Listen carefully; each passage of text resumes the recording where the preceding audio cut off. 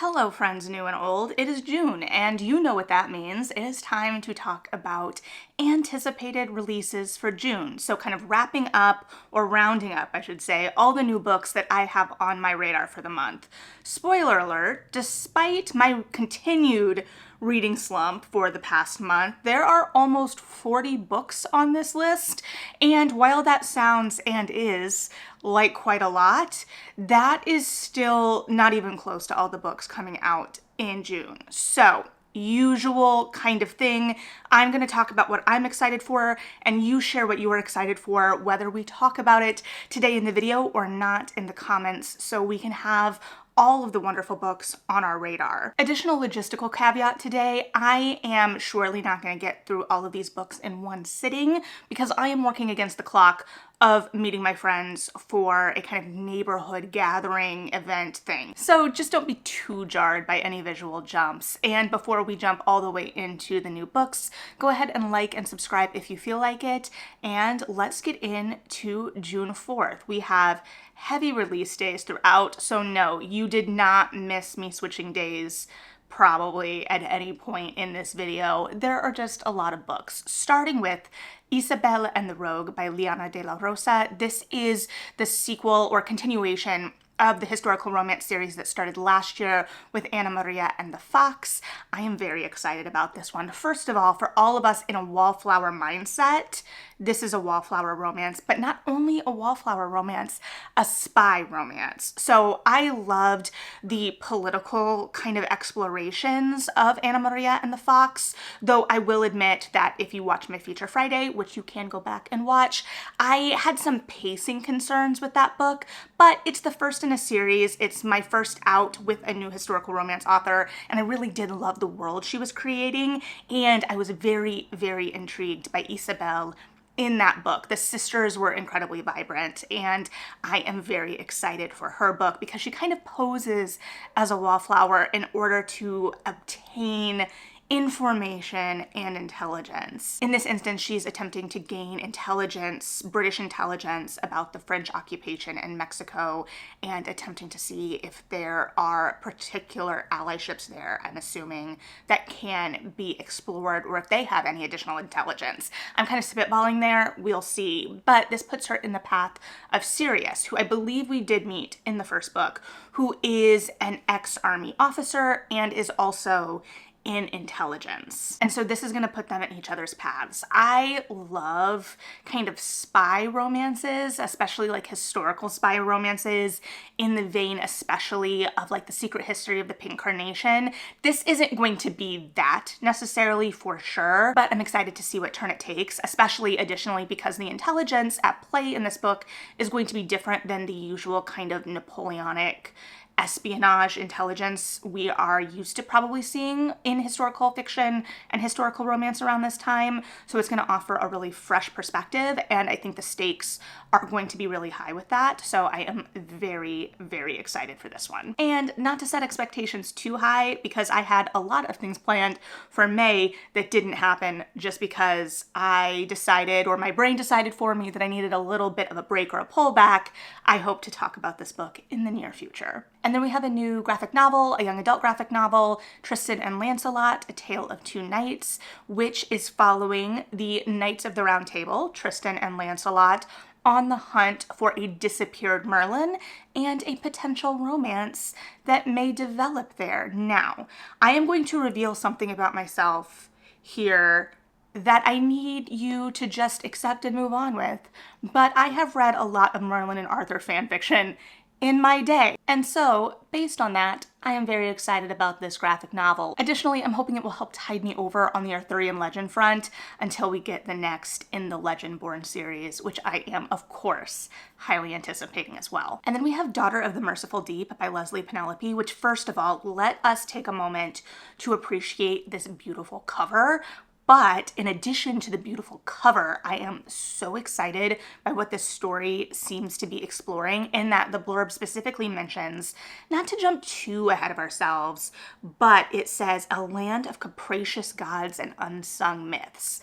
you've got me with just that phrase. But you already had me before that, because this book seems to be a kind of fictional, mythical, fantastical recounting of the history of Lake Lanier, in that it is following a young woman who lives in an all-black town after having been chased out of town with her family as a young girl. She hasn't spoken since that experience, and now this community is looking at the building of a dam that will wash away their community. And in the midst of this, a new man comes into town with seemingly uncanny abilities and asking unusual questions. What is additionally unusual about this scenario is that our protagonist, Jane, last saw this man laid to rest in the river. And so this sets her on a seemingly epic quest involving the aforementioned capricious gods and unsung myths. I am very intrigued by this, especially because it seems like we're going to be entering an underworld of some kind or another world of some kind,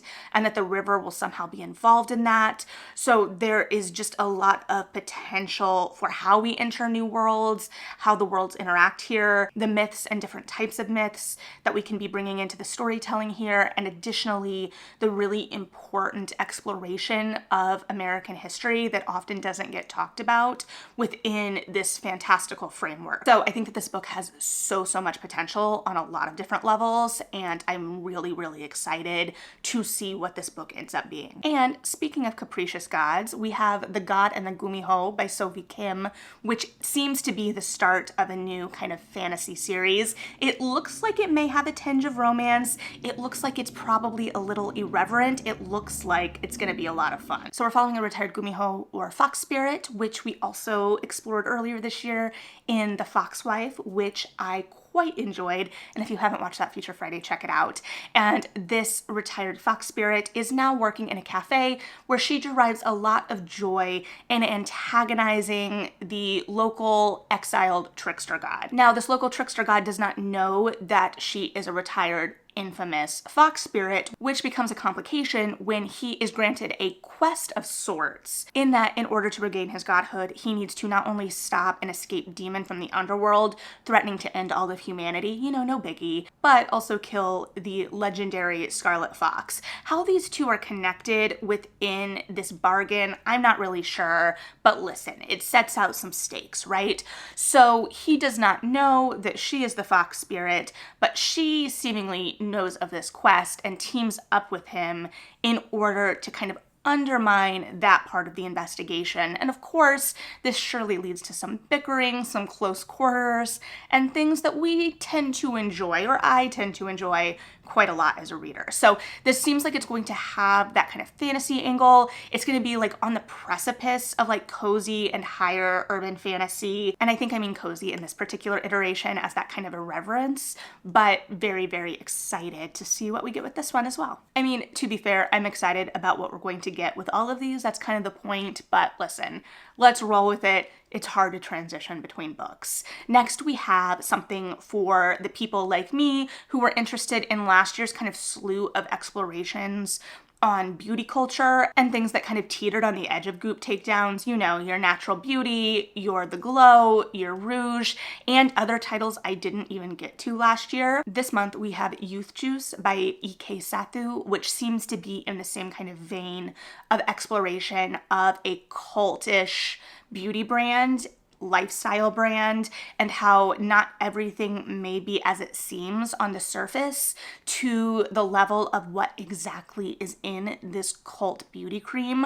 I am really enjoying these kind of social explorations of modern beauty culture through these kind of horrific lenses, because this is kind of billed as a horror, and the kind of body horror explorations that we see within this. But I feel like these are really narratives tapped in to the zeitgeist and really kind of straddle this line in terms of exploring something that moves incredibly quickly when we're talking about online beauty culture and the way that social media pushes online beauty culture. Things can become dated very quickly, and I think a lot of these narratives have been exploring it in a really smart way where it feels tapped into that realm, but also removed enough that it doesn't date itself quite as much, though I don't know that I see a huge problem with that either in terms of meeting modern readers where they are or what is directly relevant to the conversations around these topics that kind of are forwarded in all parts of life. And that is very vague, I recognize. But anyway, I'm really excited to see what this adds to the conversation. All of these books have been experimental to differing degrees of success for me, but I am very intrigued at how they are attempting to craft these narratives. And they're like odd that I really appreciate. I like things that just kind of slowly delve into that really odd space or have just that hint of an odd. And all of these that I've read so far have this like just kind of tenor or undercurrent of just being unsettled that kind of amps up.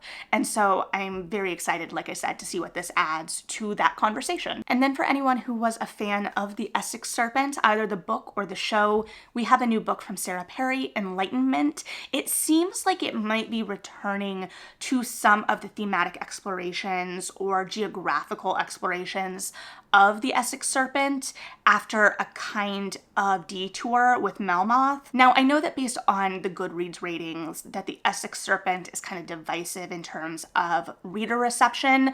I really enjoyed it, but it also reads very much to me like it's emulating a 19th century novel in a lot of ways. So it's a little slower, a little more languid, and a lot more philosophical. And I think it really succeeds at that. I thought that the show was a little bit more heavy-handed, but I talk about that in way more depth in my review or kind of analysis of that book to screen translation. However, giving you like my full personal history with my Sarah Perry reading, moving on from the Essex Serpent, I was very excited about Melmoth, especially with the kind of conceit of that novel, and I was disappointed with that one. I felt like it wasn't as focused. It felt languid in similar ways to the Essex Serpent, but not as purposeful, and I was a little bit more frustrated as a reader with that narrative. All that to say, I'm still expecting this novel to be slower, to be a little bit more languid, and honestly, I'm kind of excited about that, in that a lot of the historical fiction I've been reading right now, and granted, I haven't been reading as broadly in historical fiction as I have historically, which is something that I need to rectify. But I feel like a lot of these narratives aren't languishing as much. They're not setting place as much. They are moving through the plot points pretty quickly. And this may be a little bit more based on a novel I'm reading right now, which I'm sure we'll talk about shortly. Not in this video, but you know, hopefully in a future Friday soon.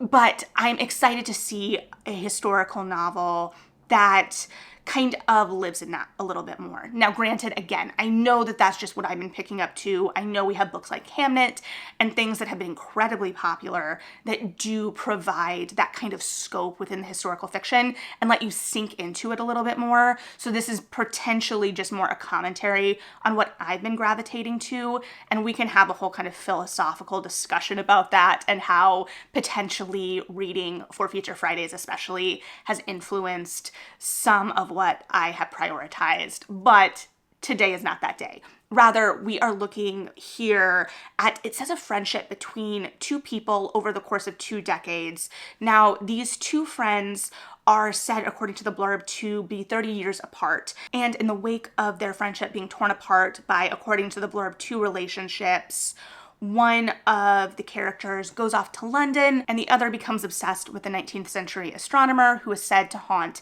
a nearby manor. Immediately intrigued, right? And Perry is really good at this kind of sprinkling of the Gothic. We have that with the Essex Serpent kind of woven throughout. In the book, I find it is much more of a mood and kind of a commentary on the community itself than we see in the show. In Melmoth, it's this kind of disquiet of this woman wandering for centuries alone. And again, that is to a differing degree of success for me as well. And it has been years and years since I read that book, so I can't really speak to it as well as I potentially could or should.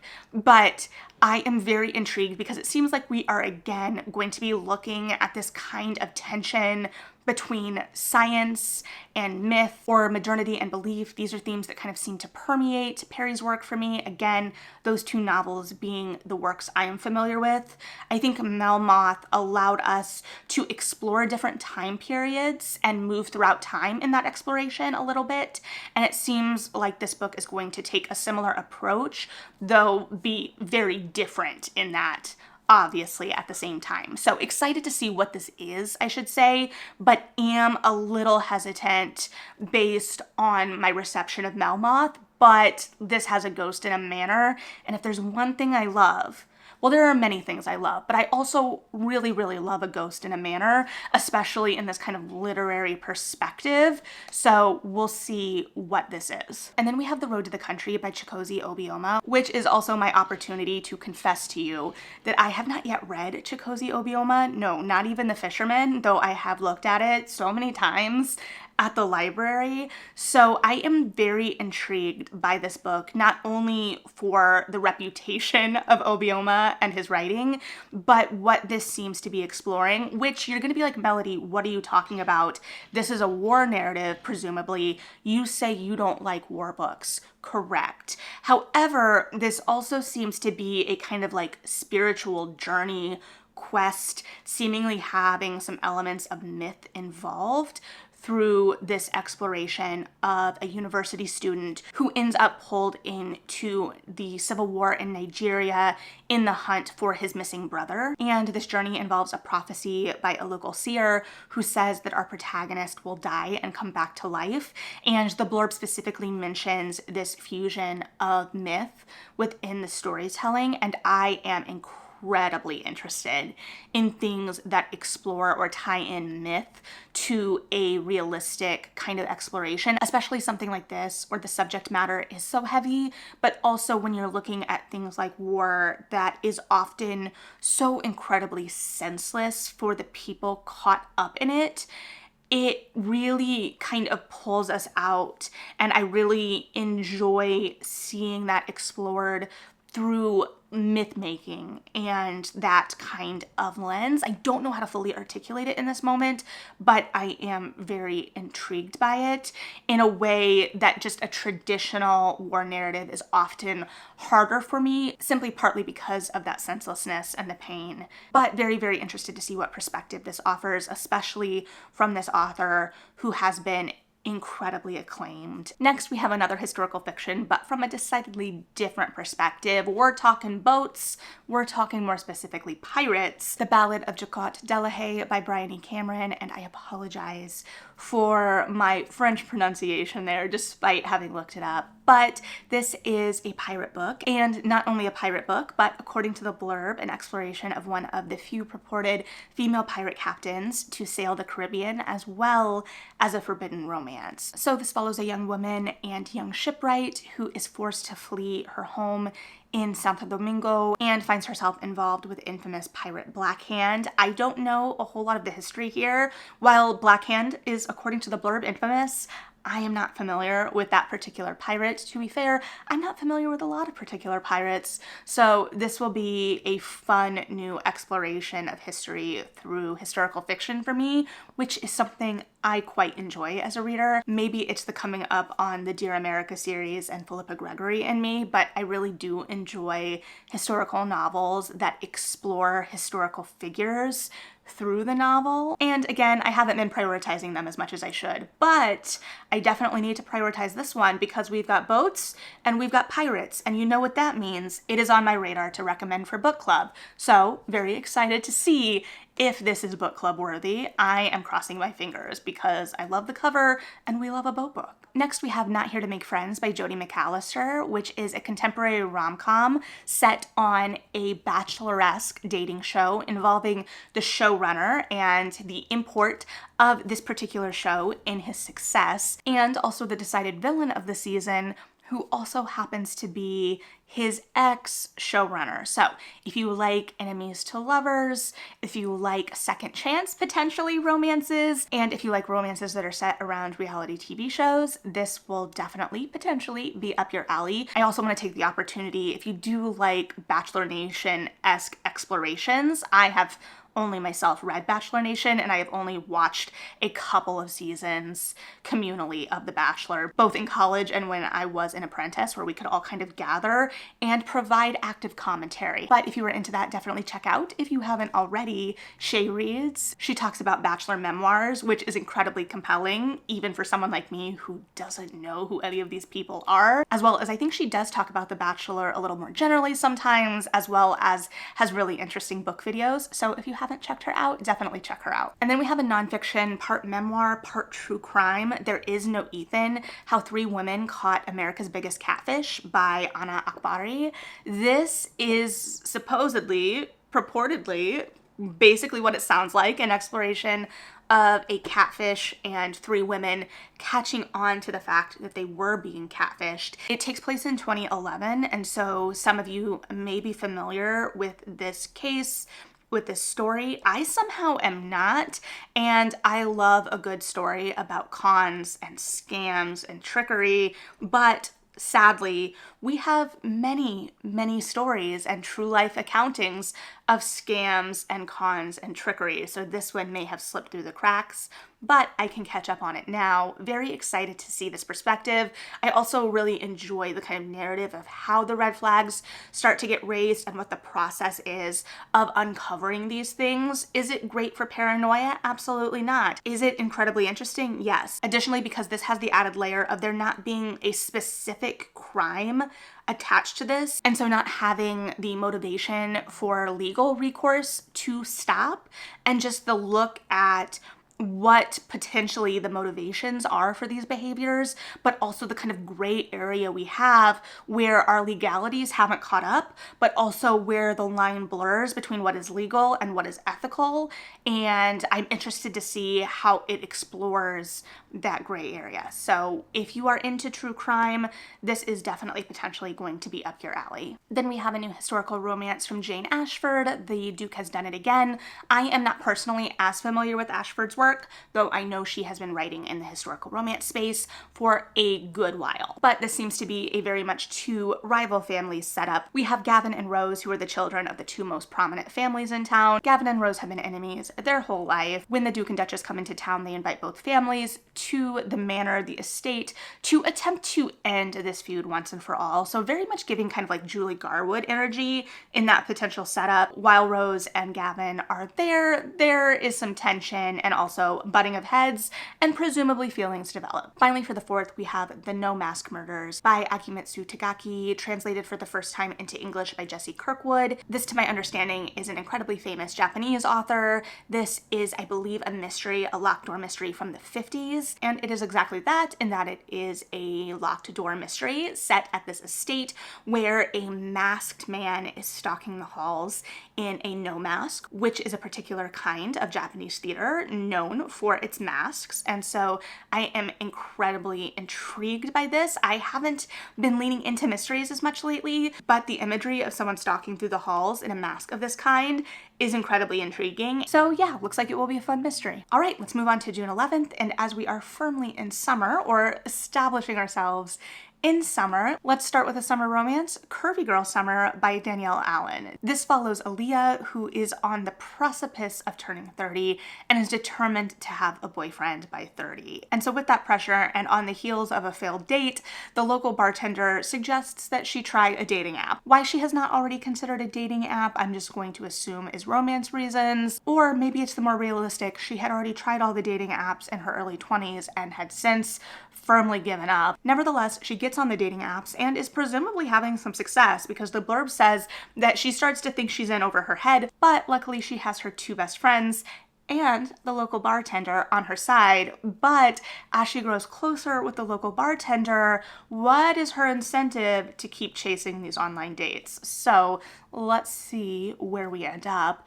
I am guessing with the local bartender. Next, we have The Stardust Grail by Yumi Kitase, which is the next sci-fi following The Deep Sky, which I still have not read. These videos are often just me confessing all of the things I have not read, but such is life. Anyway, we are following Maya, who was a famous art thief for about a decade. She would return stolen artifacts to alien civilizations, but then a disastrous job forces her into hiding. Now she's just trying to live a quiet life despite her visions of the future, when an old friend, acquaintance shows up and offers her basically a deal she can't refuse in the search for an artifact that would help save an alien civilization from extinction, despite the fact that no one in living memory has seen this artifact and they are not the only ones hunting it. So setting up a potential sci-fi heist here, while also presumably being in conversation with colonialism and the stealing of artifacts here on Earth. So as usual, very interested in this one. And then we have a nonfiction true crime, which I admittedly don't know a whole lot about, but did see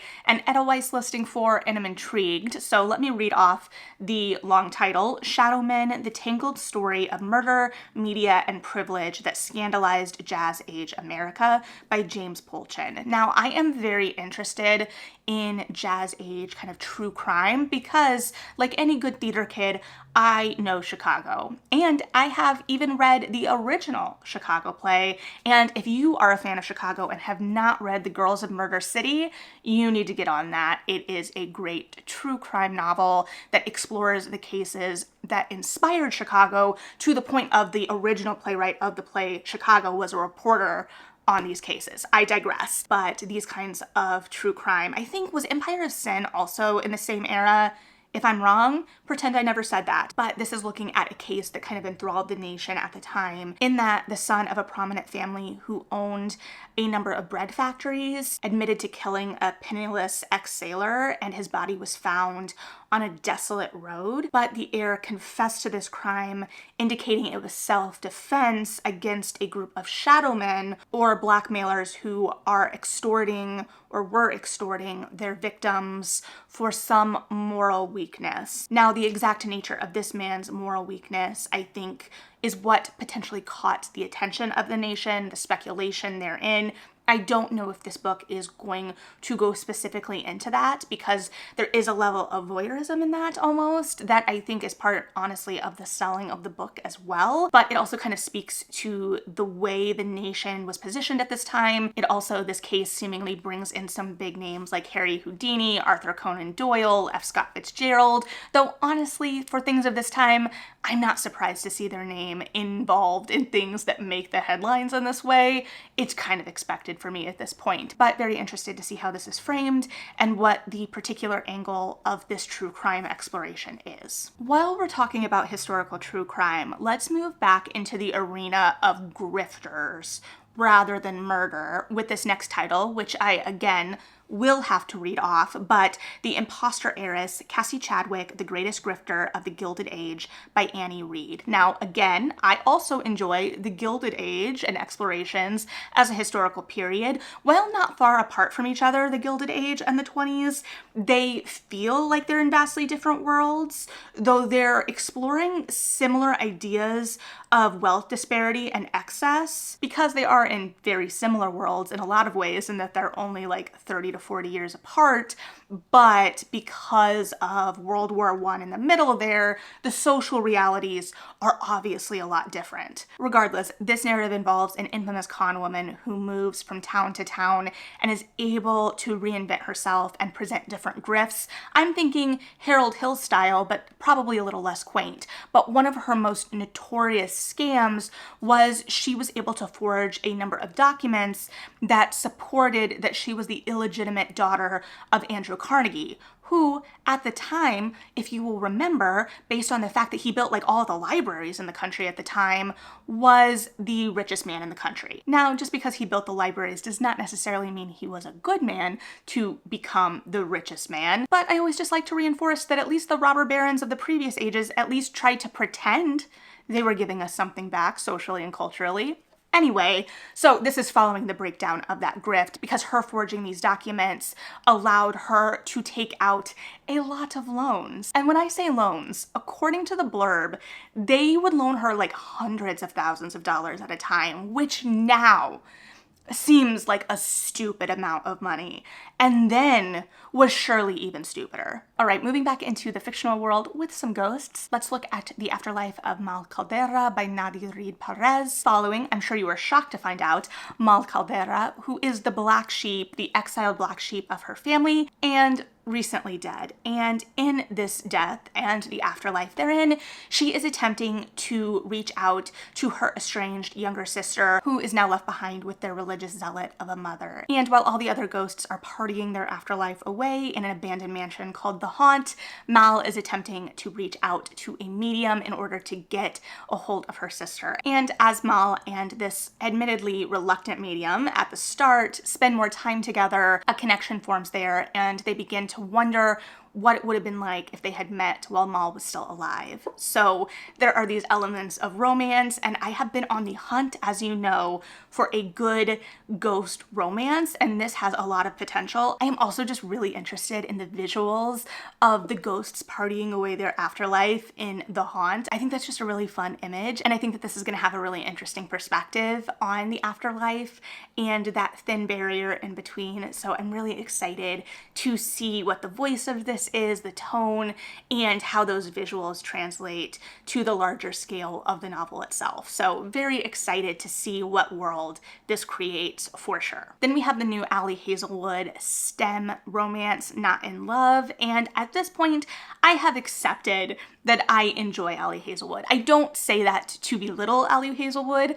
I just realized while listening to the audiobooks, and I think the audiobooks are the way, especially with these, that I really enjoy experiencing these books the most. But I really enjoy that turn at the end with like that ridiculous, it's usually like a kind of ridiculous, and I'd say that very lovingly, outside antagonist. I have talked before in relation to historical fiction, kind of loving that ridiculous over-the-top outside antagonist, and so I do enjoy it here too. Now, are the characters in these novels often incredibly dense in terms of emotional realizations? Yes. But to be fair, I have no ground to stand on in that critique, so I just have to accept it. Additionally, this time we're looking at food science, which as someone who grew up in a rural ag-centric environment, food science has always been on my radar and is a big reason why I kind of roll my eyes at a lot of like the scare tactics used in natural food marketing. But I digress, because I am not a food scientist, but I know a lot of people who have studied it, even if it was just at the high school level. So excited to see that perspective in this novel.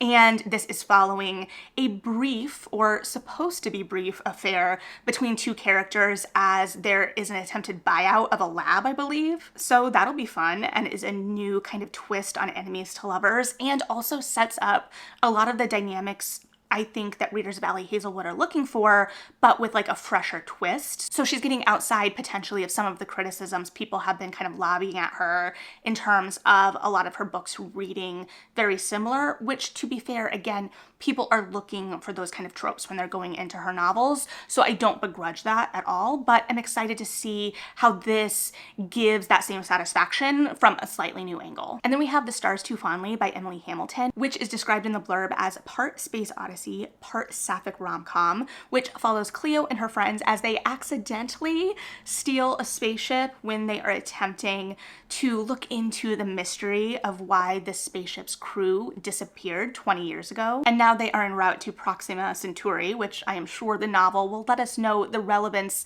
of that without the ability to turn around. And they are being yelled at by a space hologram of the ship's former captain. So I believe a relationship kind of potentially develops between our protagonist and this hologram, which I presume we will meet the real embodiment of the hologram later, but maybe not. But the hologram element intrigued me, along with the kind of general tone, in that I'm hoping that this will have a kind of irreverent, similar, not exactly because nothing ever can be, but similar in a kind of space rom-com scenario to Hitchhiker's Guide to the Galaxy.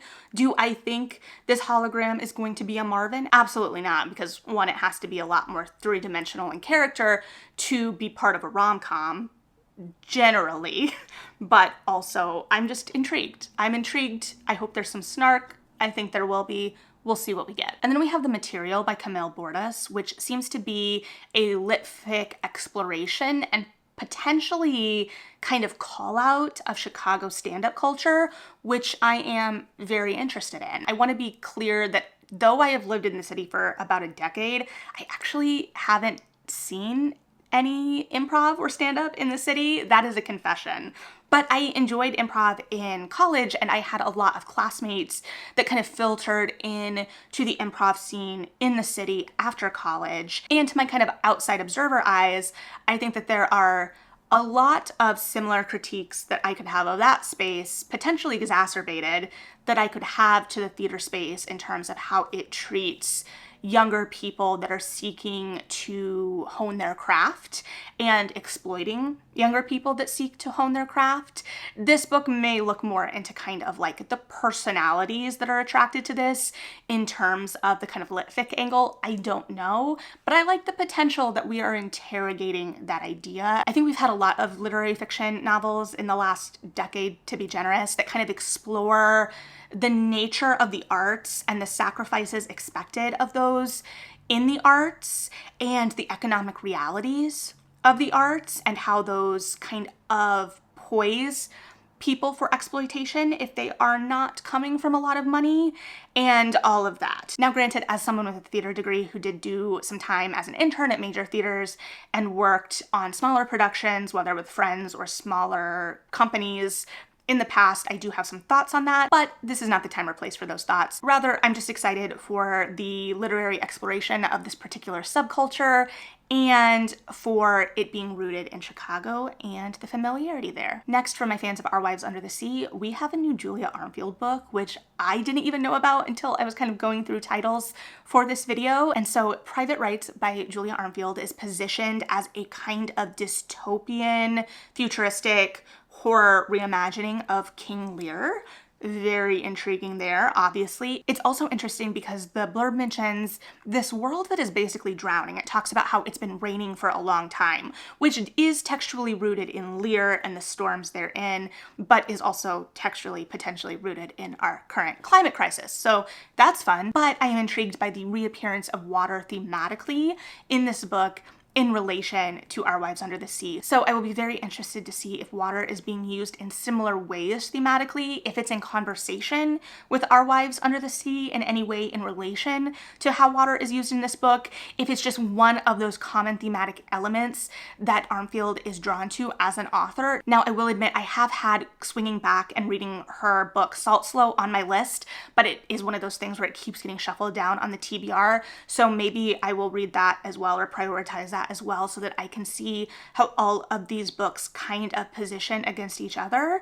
And because I am incredibly interested in Armfield's voice after Our Wives Under the Sea, but because of how much I enjoyed Our Wives Under the Sea, this book is definitely a priority for me, and I'm so excited to know that we are getting it. It's a nice little surprise. Next, we have a memoir where, again, I am going to read the title off of my computer, so bear with me. It is I'm Mostly Here to Enjoy Myself, One Woman's Pursuit of Pleasure in Paris by Glynis McNichol. This is a memoir, as I said, following a woman who at the start of 2020 or during 2020, I believe, was 46. And so she went through lockdown in isolation, and after restrictions were eased, she jumped on a chance to sublet a friend's Paris apartment.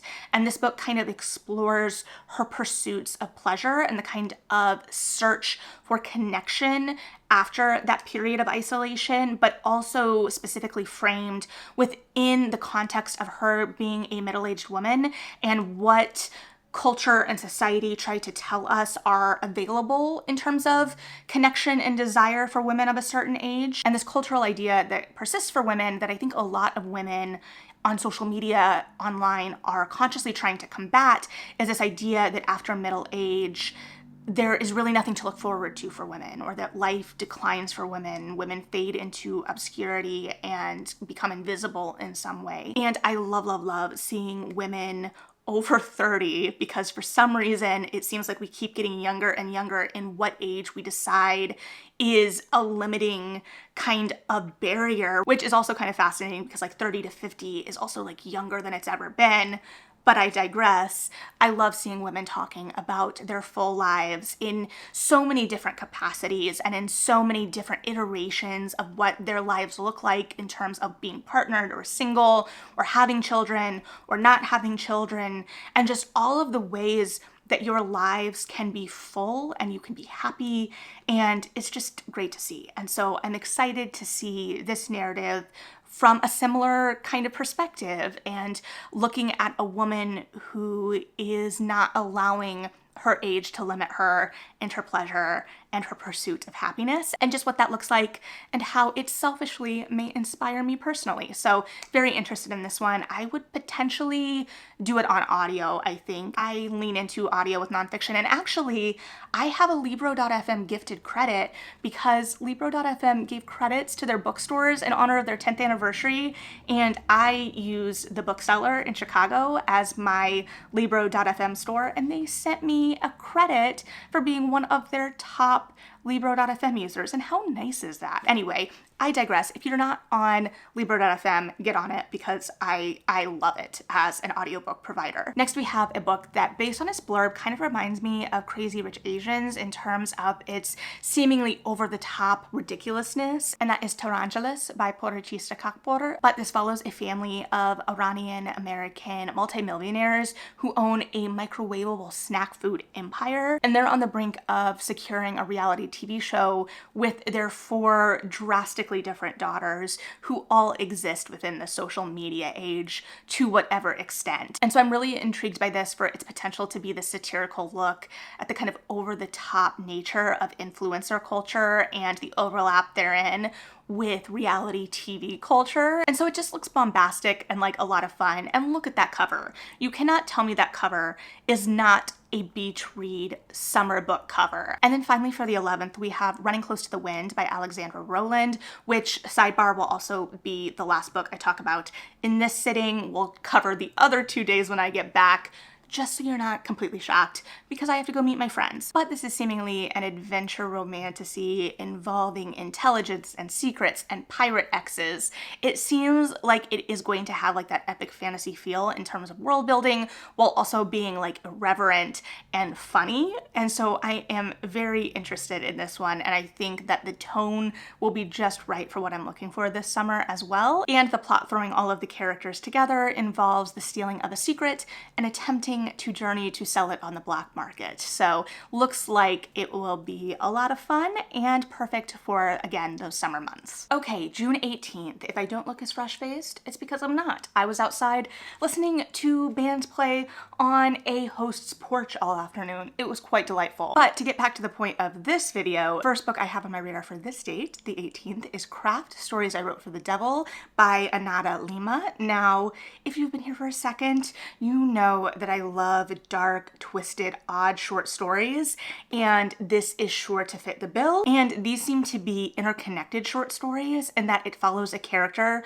who sleeps with the devil in 1999 and continues to re-encounter the devil throughout their life and writes a story for them upon these encounters. Anytime you have the devil involved, there is a really interesting narrative setup there, and I'm really excited to see where this particular collection goes with it. Next, we have The Cautious Traveler's Guide to the Wastelands by Sarah Brooks, which seems to be taking an eclectic cast of characters in the 19th century and placing them on a train in between Beijing and Russia in pursuit of getting to the Great Exposition in Moscow. And as the train travels through the wastelands, secrets are uncovered, there are whispers that the train isn't safe, and it seems like we are going to be exploring a liminal space here, both in going through a place literally called the wastelands and being on a train, so having that kind of transient and in-between experience that we see in travel. So very intrigued by this. Additionally, the book seems to be placed in a mythical, mystical type historical fantasy setting, and I am interested in what kind of world we are building out in this novel. Next, we have The Lonely Hearts Trivia Night by Lauren Farnsworth, and as someone who did read the Jane Austen book club as a precocious teenager, this feels in a similar vein, though a lower age of its average character, in that it is exploring a kind of community, a small community of sorts. But here I'm really intrigued by this exploration of how to form community and build friendships in adulthood as we are living in this world that is increasingly disconnected, and there is this increase of feelings of loneliness. And so I'm just interested in this kind of ensemble look, as it seems like this book really is going to build out an ensemble and really look at this group of characters who are in some way in search of connection. And while I have only played bar trivia once or twice myself personally, it is very high stakes, and I do not like to lose, especially when the cost of losing is a shot of Malort, but it's a really smart setup in terms of place, and I am interested to see how this book explores that. And then we have Little Rot, the newest adult contemporary by Akwaeke Emezi, which follows a group of 5 people after a party gone awry and a breakup, according to the blurb, kind of spiral a series of events and a breakdown that sends these characters into the underbelly of a Nigerian city. I don't believe the blurb specifically names what city. Now, I have historically really enjoyed Emezi's writing, though I have not read their entire body of work. But additionally, especially with this promise of an underbelly, I, as you may know, really loved the novel Vagabonds, and I really enjoy how that book explores an underbelly, so I'm excited to see similar explorations from Emezi's unique point of view, and I'm just really interested to see how much this book spirals, especially as it is in Emezi's really trademark, I would argue, concise format in terms of it being under 300 pages, and they are able to pack so much into a small amount of space narratively. So I'm very interested and a little bit afraid, honestly, to see how much gets packed into this in terms of how much happens. So we will see. And then we have Theater Kids, a true story of Off-Broadway by John DeVore. This is very much in my wheelhouse in terms of exploring theater and the making of theater, and the most realistic making of theater, because Off-Broadway is going to be your more experimental things, your self-produced plays, as seems to be the case here, and is going to be like your theater companies that pop up because a group of friends have decided to go together to make art. And that really closely aligns how I have come up as an artist when I could still consider myself a theater practitioner. I have not really been involved in the act of making theater since 2020, though I was working on a show before the lockdowns. However, I am very interested, and I hope it opens a lot of conversations about the realities of theater making. I am interested because this does take place in the early 2000s, and so the landscape is going to be much different, and I feel like there was a lot more room for small theater companies to succeed at the time that this book takes place, but we will see. And then we have another new historical romance, Lady Scandal by Laura Lee Gerke. My first interaction with her novels were when I was reading for books, romances to read after The Buccaneers, so this will be a new, or is a newer author to me as well, but this is following a woman who works as an event planner at the Savoy and a businessman who has been brought in because there are concerns of theft and corruption. So this is billed on the blurb as a grumpy sunshine romance, so we will see what that exact dynamic is, and I am honestly interested to see if there is someone stealing from the hotel. And it also seems like our businessman suspects our event planner of being the one that is stealing from the hotel, so we will see how that dynamic plays out. And then we have The Assassin of Venice by Alyssa Palombo, which seems to be a historical romance, and as I have been expressing interest in historical romances that are outside of like the Regency or Victorian era coded worlds, this is taking place in medieval Venice. That's a lie, I just double checked. It's 16th century Venice, so it is Venice during the Renaissance. And we are following a famous Venetian courtesan who uses her position to get close to powerful men in order to enact her assignments, and she has vowed never to fall in love again, which is why it complicates things when she starts getting close to a fellow assassin. Further complicated by the fact that when he starts asking the wrong questions, she is given the mission to assassinate him. And this mission begins her starting to question the orders that she has been receiving and enacting blindly from the unknown Council of 10. So it feels like there's going to be some romance, some espionage, and a new backdrop to everything going down, and I am very interested in this one for sure. Moving on to our last new release Tuesday of the month, we have June 25th, and we are starting out with a new Ashley Poston, a novel story in which our protagonist gets sucked into the small town romance series that she loves and encounters a grumpy bookseller. So I have been really enjoying Poston's unique perspectives in her romances and the kind of quirkiness and fantasy that they are offering. While The Dead Romantics wasn't a complete knockout of the park for me, I know so many people loved that. I still have her follow-up romance from last year on my list,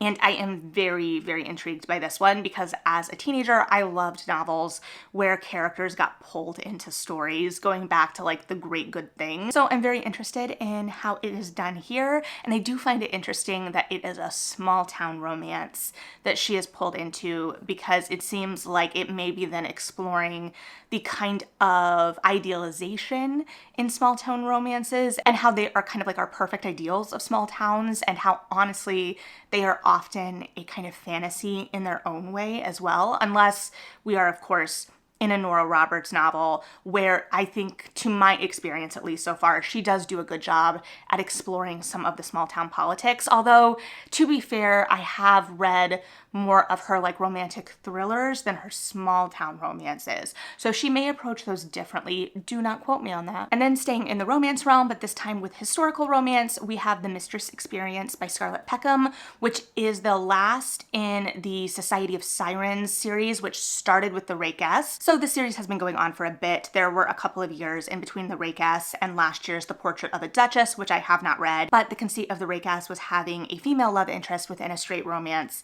be the rake of the scenario. And in somewhat seemingly similar explorations, here we are following a romance that involves, again, a famous courtesan who notoriously does not have the same customer more than once, and they only get a night. But in an effort to fundraise for suffrage, she has offered herself as someone's mistress for a month. The man who wins her company is in search of a wife and a helpmeet, according to the blurb. But while he is a perfectionist, he does not know how to please a woman in ways that our protagonist can teach him. And so they spend the month in this pursuit, in these lessons, if you are in search of other books that have a lesson component, and within this month feelings seemingly develop that complicate the goals for both parties, but potentially point us toward a happily ever after. Spoiler alert, it is a genre romance. The happily ever after is guaranteed, and there's the fun. And then we have Honey by Isabel Banta, which I actually got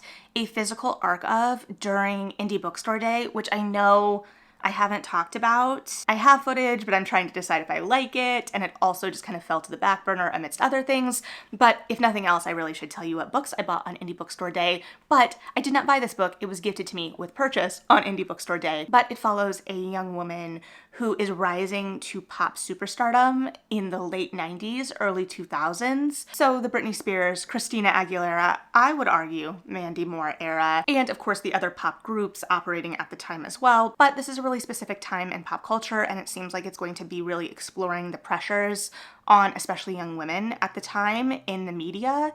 And it is kind of humbling that this is now a historical fiction kind of view, but I'm really excited to see what this book has to say. And then we have a book I'm either going to love or hate, Filthy Rich Fae by Geneva Lee. It seems to be a kind of overlap of like billionaire romance, potentially mafia romance, and the Fae. Now I don't think I've ever read a mafia romance, to be completely honest. I have dabbled in billionaire romances, like many of us have, I'm sure, but I have also been really interested in the kind of urban fantasy setting of the Fae since I was a teenager. I've kind of fallen back a little bit the last couple of years as we've had more oversaturation, but the way this seems to be positioned is kind of giving me a Karen Marie Moning vibe, and I'm really attracted to that potential early 2000s kind of tone and potential darkness. Though, of course, there are absolutely things we can update there. I am interested to see what this is going to be, especially as it seems like it is going to throw us into the differing Fae courts and look at the politics therein. So I am intrigued. I really hope this delivers. If you have read, I believe she has a vampire series as well. If you have any experience with that as a reader, let me know, because this feels like something that I am walking into that a lot of readers probably are already aware of, and it's just going to be all new to me. So if you have thoughts, let me know. And then speaking of early mid-2000s urban fantasy, paranormal romance,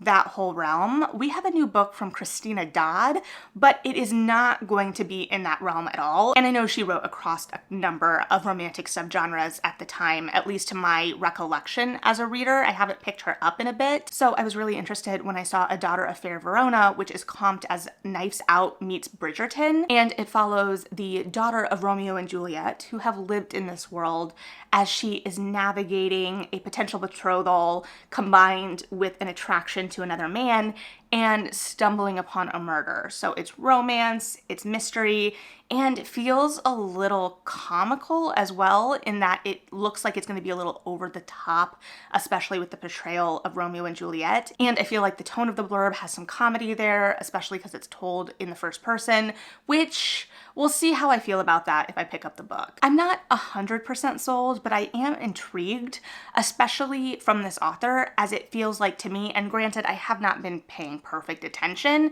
but like a deviation from how I have experienced her work in the past. So I'm just interested in kind of this new direction for sure. And then we have Under Your Spell by Laura Wood, which follows the daughter of an aging rock star whose life is kind of in shambles, but she has always said she would never date a celebrity. And then she is tasked with spending 6 weeks with one of the most famous musicians in the world. And over the course of the 6 weeks this summer, they grow closer together. So it looks like a straightforward and fun celebrity romance, and I'm interested to see what we get here. I'm also interested to see what I think about the tone, in terms of if this book had been published in like a decade previous, 15 years maybe, if the cover would have been significantly different, especially for a rock star romance. I mean, sure, covers are always going to match the time they're publishing in, but especially with celebrity romances, I feel like that there is a different aesthetic there for sure. And I'm interested to know if it fits more of like the rom-com aesthetic that this cover is giving, or if I think it would have kind of slotted itself into the more celebrity romance subgenre of romance of years past. Just a kind of offhand speculation, not a commentary on this specific book in any way. And then we have We Shall Be Monsters by Tara Sim, which the blurb calls Frankenstein meets Indian mythology, and it follows a young woman who is attempting to resurrect her sister after her death, which, if you were a fan of the indications from earlier this year, may indicate this is up your alley, especially because when attempting to resurrect her sister's spirit turns into a bhuta, or a wraith-like violent spirit, which locks our protagonist away for the actions of the spirit, where she is broken out by 2 rebels in order to help resurrect the crown prince. Only she resurrects another boy entirely, and they are forced to work together to try and find the crown prince amidst a bunch of chaos. So there are echoes of Frankenstein there, though obviously the explorations and kind of central conceits of the book are much different, and it is additionally a young adult fantasy. And then finally for the month, we have The Mirror of Simple Souls by Aline Kinnear, and translated by Susan Emmanuel. This, I believe, is translated from the French. It was originally published in 2017, but I believe this is its first English translation. It looks perfect for fans of Matrix by Lauren Groff, in that it is set in 14th century Paris in an enclave in the city where women are allowed to live separately from men by royal protection, and they operate completely independently until one morning an individual described as a wild child is discovered at the door, and she is fleeing a horrendous arranged marriage. I don't know the full logistics of that. Like, the blurb calls her a wild child. How old is this young woman? I don't know. But this kind of starts a series of events that threatens this community's safety and kind of independence. And So I'm assuming in similar ways to Matrix, it is an exploration of what areas women are allowed to live separately and have and hold power, and what systems want to strip women of their power. So yeah, it looks interesting. I'm interested in the world it is illuminating and the perspective it is from, as well as the fact that it looks like it's going to be a historical fiction that really kind of envelops you in this other world. And I do have a soft spot in me for historical fiction that is older in this way, that this is kind of an exploration of the medieval era.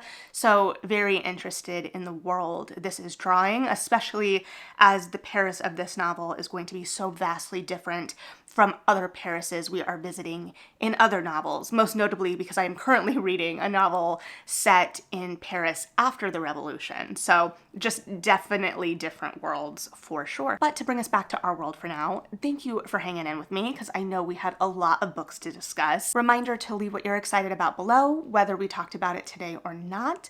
But as always, thank you so much for being here. Like and subscribe if you feel like it. Read something good. And yeah, bye.